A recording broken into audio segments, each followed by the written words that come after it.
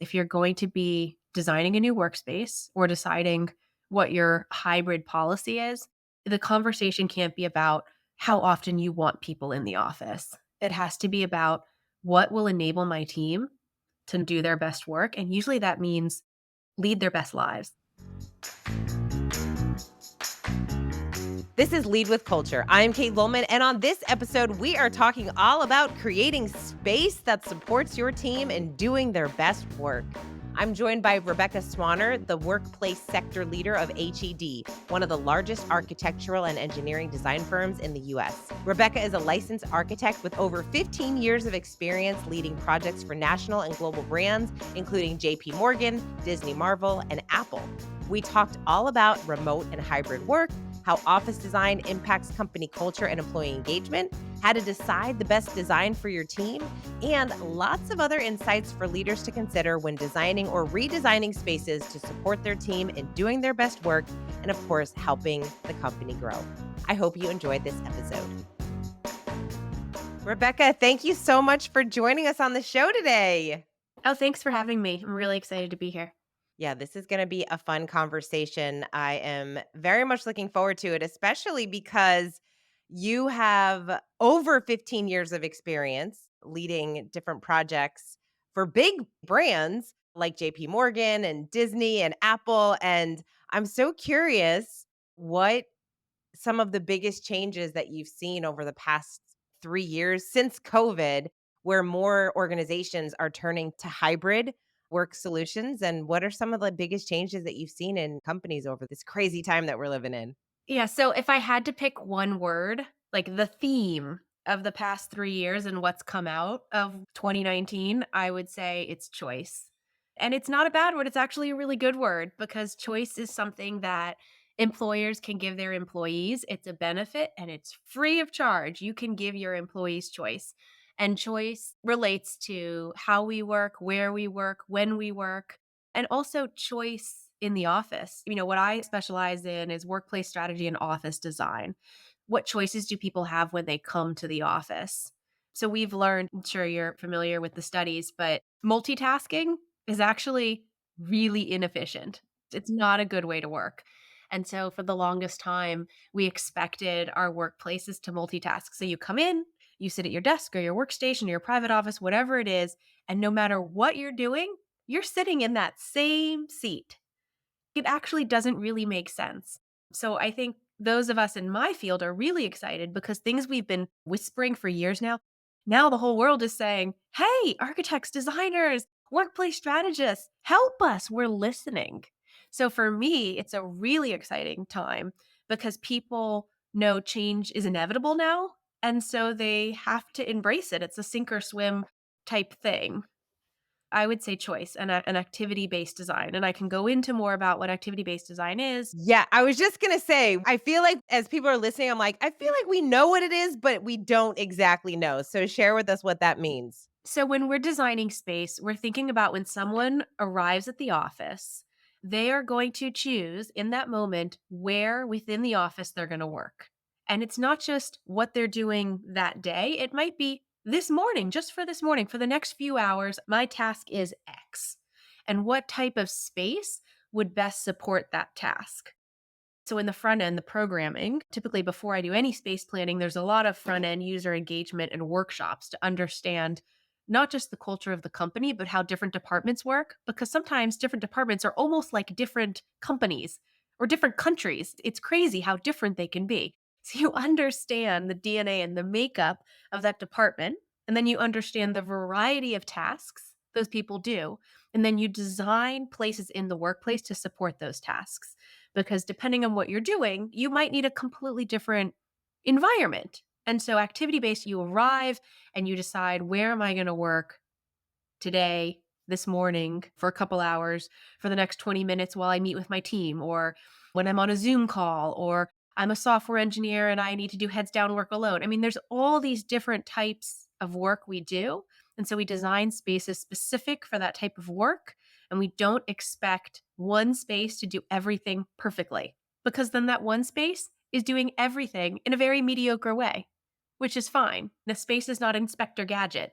Things don't pop up and change based on what you're doing. You have to get up out of your seat and go to a different place in the office. And even that is good. That's designed for well being, where people are moving their postures and moving their bodies throughout the workspace. Too much of a good thing is bad. For a while, everyone was obsessed with sit stand desks. And we found when we actually watched what people were doing, people with sit stand desks, one of two things. They wouldn't use them or they would just stand all day, which is not what you're supposed to be doing either. The whole point is to change your posture and to move. So I hope that helps answer it. What are your thoughts on the walking treadmills under your desk? So personally, I love that idea because I know multitasking is bad. I know this intellectually, but I also love efficiency. So you can't see it because I just blurred my background, but that's my spin bike right there. And if I'm on a conference call that I'm not an active participant in, I'm just listening in, I'm usually on my spin bike, sometimes with my camera on. So again, that's about choice. It's a easy benefit that my employer gives me that I can really work out whenever I want as long as I'm not presenting. I've actually seen, I think it was at NeoCon maybe a year or two ago. NeoCon is the big annual design and furniture convention in Chicago. They present all the coolest, newest products. And sometimes things stick. And sometimes you're like, oh, remember that crazy wackadoodle thing we saw in 2020 at NeoCon? And then it just died. So some of each, but I saw the idea of having a meeting room where all of the seats are like you sit upright, but it has pedals like a spin bike. So you could book that meeting room and everyone just slowly, like not enough to get all sweaty, but enough just to get your heart rate up. I love that idea personally. Yeah, I'm a big fan of walk and talks. If I can take a meeting outside or if I can be on a call, like if I'm on a call that I'm not running, I will often step outside and I'll do my little walks around the building. It's nothing fancy, but it gets me outside to enjoy the sun. I get to move around a little bit so I'm not just in the office all day. But before we go into kind of the workplace design, what is your opinion on hybrid and leaders choosing to bring people back, especially since so many people are used to working remotely? And a lot of people say, no, no, I'm way more productive at home. And then leaders are saying, no, we know that you're not. So, what are your opinions on that whole conversation happening? It's interesting. And my thoughts around it, I will fully admit, are evolving because the research, like 1 year out, 2 year out, 3 year out, like it's still really fresh. So, to be totally fair, we're still studying it and we don't really have the answers yet. I think most of the studies are starting to say someone should be in the office about 60% of the time for maximum efficiency, like minimum 60%. But every company is different, every person is different, and I think the best advice I give to leadership of companies when we're working with them is to change the way they're measuring it. So why are we measuring productivity with days in the office or even minutes on the clock? That's antiquated and we really shouldn't look at it that way. It's more about what are the experiences we're creating in the office. So experience and productivity. Like, are people able to do their work? Where are they most supported to do their work? How does the office support those tasks? And what experiences are they having in the office as it relates to culture? That's really what we should focus on. The conversation of this obsession with, am I going to make my people come in 2 days a week or 3 days a week or 5 days a week? It's all very antiquated. And when I start a programming thing too, sometimes I'll tell someone, I know the questions to ask and I can help you frame those questions. I can help get the information, the responses, but you have to be willing to really hear the answers and be okay with it. When we're asking people, how do they work best? What do they need to feel supported? So we can ask the questions, but you have to be ready to hear the answers no matter what they are. Because if you're going to be designing a new workspace or deciding what your hybrid policy is, the conversation can't be about how often you want people in the office. It has to be about what will enable my team to number one, do their best work. And usually that means lead their best lives because if people are happy and supported and energized, they're going to do great work and they're going to be loyal and they're going to be committed. It's all related. It's one big conversation, but it can't be about a preconception of this is my vision for what the workplace looks like and who's coming in and when because that's antiquated. And here's the crazy thing that I think is a little bit scary to people. Think about the number of employees, so young talent, fresh talent with great ideas entering the workforce every single year that has never had the experience of being expected to be in the office 5 days a week. They're post-COVID graduates. If someone told them you have to be here 9 to 5, 5 days a week, that's not the baseline for them. That's not the professional environment that they were brought into. And we need to keep that in mind because most of my career, you're in the work usually like 8:30 to 6, right? Every single day. That's my reality. That's familiar to me. I remember that. No one questioned it. Also, if you had a little bit of cold, you still came to work because everyone knew if you were home, you weren't really working.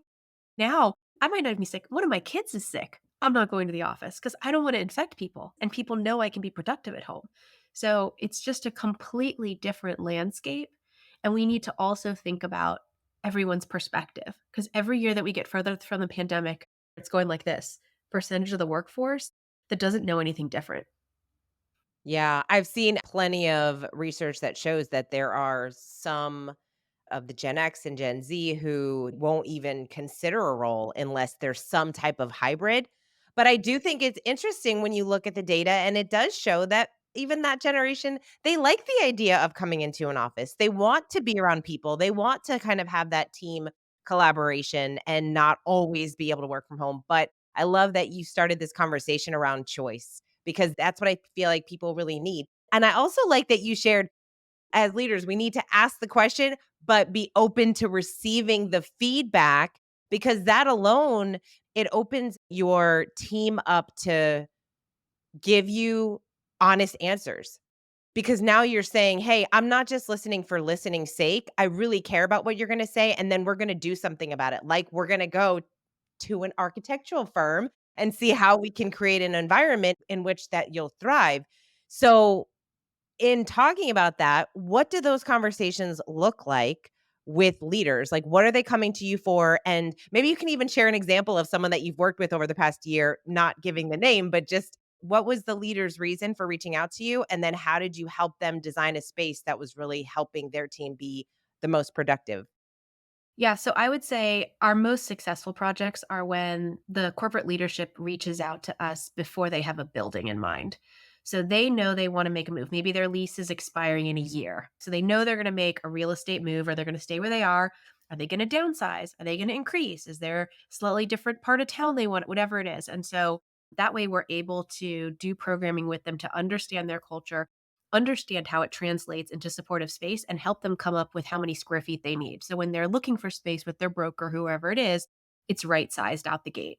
So I would say usually when folks come to me, it's because they know they're making a real estate move.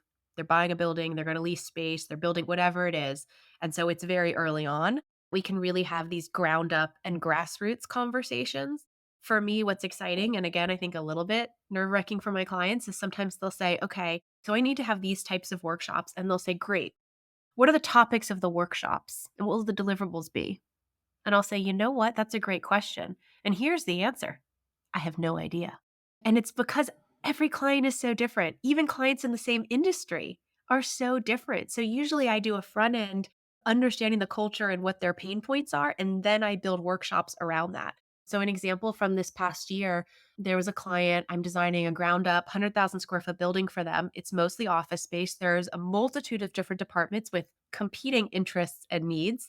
And their pain point is meeting space. And I didn't know that until I started talking to them, but they're all obsessed with having enough meeting space. So we did an entire workshop with all the leaders of the various departments about meeting space. And we basically did on a big board together a heat map of what size rooms, what hours of the day are being used. So when we design this new space in the program, I can very confidently say, okay, you need 5 meeting rooms that accommodate this many people. You need 3 large training rooms. You need 10 huddle rooms for just 2 people so that everything is right sized. But I didn't know that that was a pain point for them until I really got to know them. For me, that's the exciting part is knowing that I'm going to have these workshops, but not knowing what the topics are until I get to know the client. And there are common themes that I've seen throughout my career, but sometimes I get surprised. And I think also with those conversations, it's important to listen to the answers, even if you don't like the answers. I have to read between the lines of what clients are asking for because you have to give them what they need, not what they say they need sometimes. That's a really fine line because sometimes if you ask a client or a leader of a department what their department needs, they will regurgitate what they have. I have to be really careful to catch when that's happening and then reframe the question and maybe ask it 5 different ways until I get a different answer that looks forward rather than backwards. Because people talk about what they're comfortable with and what they know. And I think part of my job, as a design professional is to help them see a different way of working that might be better and give them different options to help their department become more efficient, become more collaborative, whatever that goal is that they're trying to achieve. And again, solve for the pain points because space can't do everything, but space can support. So, whatever it is you're trying to do, space isn't going to solve it. Okay. So I'm thinking about creativity. I love that obviously we want our teams to be collaborative and creative. And specifically, let's say you're coming into the office and people have a meeting space because this is a space that we know we go to brainstorm and we have great collaboration and conversation around projects. What should they be thinking about and considering to design a space that really sparks creativity in people? I don't think that's one size fits all, and I think it has to do with the demographics of who's working in that space. Are they 20 something? Are they 60 something? Because different generations have different tastes and different comfort levels. So I think that's something we look for as well. And I think people spend a lot of time working from home. Even in a lot of these highly creative spaces, there are touches of home. Hospitality had its big heyday, but I'm seeing a lot of spaces that are also really comfortable where people come and be creative, but have all the tools of the office, but also have a lot of comforts of home. During COVID, when everyone was remote, before people learned how to blur their background, you really had an eye into people's very personal lives. So you'd see in the background their children doing homework when all the schools were closed, or their dog would jump in their lap, or whatever it was, you had visibility into that. So people had no choice but to come to work with their very personal selves. Authenticity. Like, this is who I am. I'm Rebecca. It's my spin bike behind me. Like, you learn things about people that you wouldn't if you don't get to see me in my environment. But I don't think that's a bad thing. I think we were a little bit more exposed to each other in that way, even though we were virtual. And so, how do we hold on to that? How do people bring their personal selves and their whole selves to the office to not lose that? And I think that's really important because the time we have for interacting in person is less because most of us are not in the office in person together 40 hours a week anymore. So those interactions need to be more meaningful because we have less opportunities for them. The research shows that it's important. Collaboration is critical to innovation. You want an innovative company, you have to have people together, but you can't force them to be together. So, how do you inspire? How do you let it be their choice to come in? How do you design the space? And that's really the goal. That's what we're all trying to do. And you're also talking about designing a space that is inspiring to all it's multi-generational.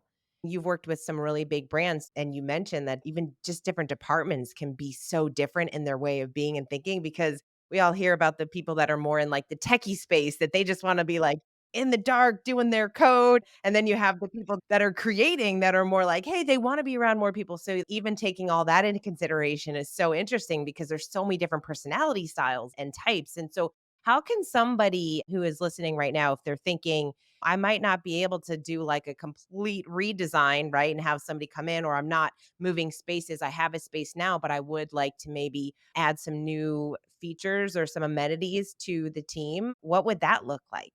My recommendation would be start by thinking about a day in the life. You got to take it back to the day in the life of an employee. If there's 5 different departments or whatever it is, the different roles, go through each one. Like for this person to live their best work life and be the most productive, what are they doing? And what spaces support those tasks? So you don't have to change everything because likely you have some of these spaces. Maybe you have a large meeting room, maybe you have a work cafe. So it can be small tweaks, but you don't know what those tweaks are until you really look at this day in the life exercise and think about what is the ideal work setting to do that? Okay, do we have that work setting in our office? And honestly, the answer might be yes. You might have all the tools already in your office, and it might just be about reframing how people think and giving them permission to move about the space and use them. And sometimes it takes, I would say, the C suite setting the example. the CEO working from the work cafe. So people think, okay, he's in the cafeteria, he's sitting in the lounge chair, but he's getting work done. So then I feel, okay, I can work there too. And just because I'm not in my workstation or I'm not at my desk, people won't assume that I'm not being productive or I'm not dedicated. So I think it's also about changing behavior. It doesn't all have to be about buying new furniture, knocking down walls. Again, architecture just supports. It doesn't necessarily create. The seed has to be planted. Our office, I can share as an example, post COVID, we started back at just one day a week and it was Thursdays. Every single Thursday, our office orders lunch for everyone at noon and we all sit together and eat. And it's amazing. And the conversations aren't about work. And that's really important. And yes, we have a space that supports that. So we have a really flexible work lounge space where all 80 people, if they're all on site that day at the specific Los Angeles location, they can all eat together and it works. So that's architecture. There's other stuff happening in the background, and the architecture just has to be there to support it. So I often will tell my team, everything is an iceberg. You talk about one thing, and then I just think about all the different variables that we have to take into consideration to have a workplace like that. For some people, the first thing is you have to have the right people on the team and a good cultural fit, because not everybody would love to do that. If you work somewhere and you don't necessarily love everyone or don't get along with everyone, you're not going to love having to come to lunch. But when you have a team of people that you created that culture of, hey, we get together, we have collaboration, we talk, we get to know one another. Like that is a specific kind of culture that someone's creating. And so when they are invited to a lunch like that or any type of event or outside event, then people would be more excited to go to those things. I just read an article talking about how the older generation of leaders are getting so upset because they're planning these outings and the younger generation don't want to go. Well, what's the missing link? The missing link is the leadership is not asking the team members, "What do you want to do?" It's not that they don't wanna go and be social with their team members or coworkers, it just literally is, "We don't wanna go bowling. We would rather go wherever else," right? So I think it's so interesting in this work environment to be able to have those conversations with the people on our team and then do what's best for the organization. Right. And as leaders, your responsibility is to remove obstacles so that your team can work towards whatever mission you've set forward. So if there are obstacles for them getting into the office, or there are obstacles for them doing their best work in the office, for whatever reason, emotional reasons, real reasons, imaginary reasons, it doesn't matter. In their mind, it's an obstacle. And how do we remove it? So I think that's really important to remember. Yeah. So spaces have energy. You walk into a space and we get that vibe, right? You walk into that cool coffee shop and you get that vibe of like, "Ooh, I feel like I need to be creative right now." You're around all that creativity, or you walk into the office that's stiff and the person behind the desk just not a smile on their face and you get that kind of vibe. And so it's interesting. How can someone assess what kind of space they need to be in order to maybe tap into their creativity, or on the other side be a little bit more strategic? Like how can someone start to assess so they can plan on where they're going to work throughout the day? Yeah, that's a great question. And I think part of it too could just be about your mood. Like today, I woke up and I'm going to go to the office because I want to meet with so and so, but I woke up on the wrong side of the bed and I kind of want to be more shielded. So I'm not going to sit at a hotel desk in an open workstation. I'm going to go in a phone booth and camp out for a while. Or you wake up and you are in a social mood. And so you're going to work in the cafe, at a bar stool or whatever it is. And I think also with space, because we're expecting space to do all these different things, the technology also really has to be there. Wi-Fi everywhere, places you can plug in everywhere, like ergonomic bar stools, all of this, that's baseline. The space has to be able to support people to have choice and choose wherever they're most creative or wherever they want to work. And with companies that I would say on the trendier side, we do get asked for Instagrammable moments in spaces. So the younger generation, they come in for the interview and they're like, "Oh, look, I'm in such and such." And they're taking selfies in the bathroom, in the reception. So I will say that is a thing now. That's what they're used to too, right? Just like they're used to being able to have hybrid or work from home. They grew up with their phones always. They're always documenting their life and what they're doing, where they're going. It's so interesting. That's why I find it so fascinating in this world where we are today, because there's so many different generations in the workforce all at once. and to be able to understand each other is so interesting. But really to have that open communication and open dialogue, I mean, that's really what it comes down to is just having that conversation. And that's another thing that's interesting is that the leaders that explain the why behind a decision that they're making so their team really understands and knows usually makes a lot more sense than if someone's just saying, "Oh, this is how so and so wants to do it, so we just have to do it." I think that's really important as leaders to be open and vulnerable in a way that we're sharing with our teams. This is why we're making some of these decisions. And because of the feedback that you've received, we didn't ignore that, but this is the direction that we're going. So it's interesting that you work with a lot of bigger brands, some smaller companies over the years, what have been some of the craziest, wildest amenities that you've seen? I always mention when I talk about culture is not those things. The culture of a company is not the sleep pods or the things that you're bringing to the office. It can contribute to it for sure, but it's not those things. But I always heard sleep pods at Google one time, and I just always imagined Google with like unlimited food and sleep pods. I wanna tell you the most radical request I ever received just because it's funny. So, it was actually a financial client, this was probably 10 years ago, and they wanted a skylight. They were on the 34th floor of a 40-story building, and I had to say, "You don't own the building, you're leasing the floor. I don't think I can do this for you because of reality. We'd have to get rid of about a couple floors between you and the penthouse to give you a skylight." And what did they say when you responded that way? They said, "Oh, yeah, I guess that would be difficult." I don't know, that was the weirdest request I ever got. I've had clients like, I've done a lot of media stuff, I'm in LA, so it's not unusual for a corporate office environment to also have a screening room or edit bays or things related to media and entertainment. So I've definitely done, like, beer on tap and things like that near the production areas. I think one amenity that's really gaining traction right now are these concierge spaces where, yeah, you design like a concierge desk, but really what makes them successful is the type of person you have at it. So, the idea of like the Apple Genius Bar, there are offices like headquarters where instead of having just floating IT guys, they basically make their own internal Genius Bar. And if you're having a problem, you just take your computer there and they fix it and they chat with you and you get coffee and it's kind of like being in the Apple store. And it's this concierge experience. And they have them not just for technology, like all different types of things. And here's what's fascinating. So I was at a global like workplace summit recently, and there was a speaker who did global real estate for a very large corporation. I'll keep it confidential.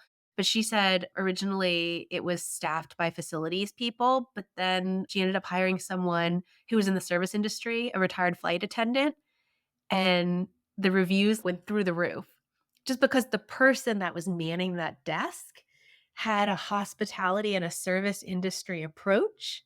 And that's about using people as an amenity. Like, what is it that we have to give as humans with our different talents and offerings? I thought that was very interesting. So, how do you recommend leaders who maybe they are downsizing, they're kind of shifting their model a little bit, but they do offer the hybrid? Some people come into work. I hear that some have a smaller office, so they kind of rotate. Some people come in some days and then not the other. So, how do you keep that sense of team camaraderie and collaboration when not everyone is in the office at the same time? People by nature are territorial. It's just who we are. And so a lot of times we're moving away from assigned desks, but I think it's still good to have a neighborhood. So maybe my department is this neighborhood. And so we can leave some things there and we all come in on the same days because if the office is like more than 40 to 50% vacant, you get this effect where it doesn't feel good. It's like going into a restaurant when no one else is there and you feel kind of uneasy. So even if everyone's not coming in on the same day, you want people from the same department coming in so that they're surrounded by each other and so that there's a buzz in that neighborhood. And it also gives people a sense of belonging. So when I go, I know where to go. Even though you don't know what desk you're sitting at, you know what table you're going to. You know what your homeroom is. So you have to give people an anchor. So I think when you're looking at designing a new space or you're scaling back and you're trying to figure out days of the week, people who are working together should be coming in on the same day and they should be going to roughly the same spot as their home base. Now, like I said, they have a choice of amenities. So for their electives, they can go to the gymnasium, they can go to the art room, they can do whatever they want, but they're always coming back to that homeroom. And I think that's really important. Yeah. For those that are listening that have a home office and they know maybe it's productive in there, but there's maybe some room for improvement to kind of make the space a little bit more open or room for productivity or to be able to do your best work, right? I mean, that's really important. And I think not everybody really thinks about redesigning a room or maybe getting rid of some things or clearing out clutter or all those pieces that we don't really think about when we're doing work. How can someone really assess and decide what are maybe 1 or 2 things that I might be able to do to shift my space to really give me a better working relationship with the home office that I have? Yeah. So, we talked about sit stand desks, especially if you're at home. You don't necessarily need a sit stand desk. I have a sit stand desk, but if I didn't, I could have a stack of books next to me, photo albums, whatever it is. And I would just pick up my laptop, put it on the stack, and stand up. So, I think having movement in your day is great. And that's something really easy to do at home. And you don't necessarily have to have an electronic sit stand desk. Daylight is important. But again, not everyone has the luxury of choosing where in their home they work. So I think we need to be aware of that as well.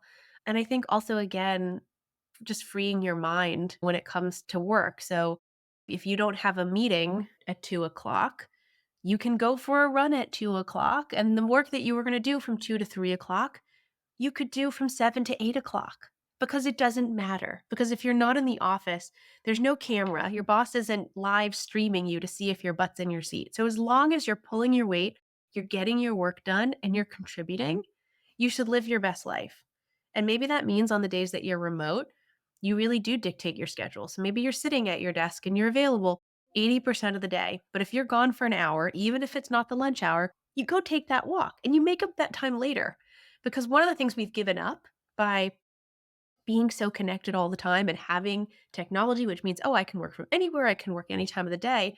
Sometimes you think, oh, I didn't finish that. I'm going to finish it now, even though it's 8 o'clock at night.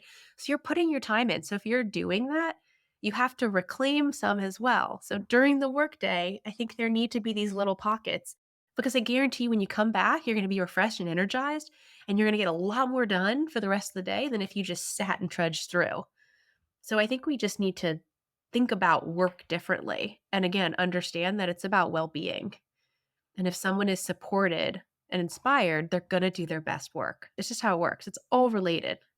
Yeah, it's such an opportunity to really self-assess how you're feeling while you're working and how you feel when you do something different. Like really assess, how do I feel after I do go take a walk? You probably do feel more energized. I know for me, when I feel like a little heavy in my home office, it's usually because I have stacks of books next to me and I should just clear it all off, put my books on the bookshelf and just get back to like my nice clean desk, clutter free. For me, that really works. I love throwing things away. And so getting rid of that stuff already puts me in a mode of, oh, I already feel like I'm being more productive. I sit down at my computer. I feel like I'm more creative. So I think it's important for people to really realize how are you feeling and then make some adjustments. And then you'll get a better understanding of who you are, how you work, and how you do your best work.